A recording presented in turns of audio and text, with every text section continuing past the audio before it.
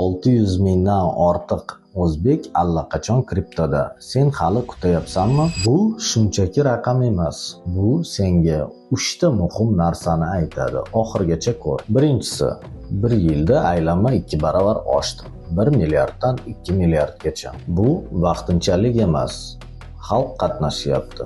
Bu jiddiy bozor. Bularning deyarli hammasi rezidentlar, qonuniy provayderlar orqali 21 ta litsenziyalangan kompaniya. Ya'ni qorong'u uyda emas, ochiq, qonun doirasida. Uchinchisi, eng muhimi, hamma kiryapti degani sen shoshilishing kerak emas. Omma kirgan joyda yangi treyderlar xato qiladi. To'g'ri yo'l avval o'rgan. Keyin kichik summadan boshla. Ommaga ergashma, bilib harakat qil. Demak, 660 ming o'zbek kriptoda. Bozor jiddiy va qonuniy. Lekin bu tez pul signali emas. Bu o'rganishni boshla signali. O'rganishni boshlamoqchi bo'lsang, obuna bo'l. Sodda tilda tushuntiraman.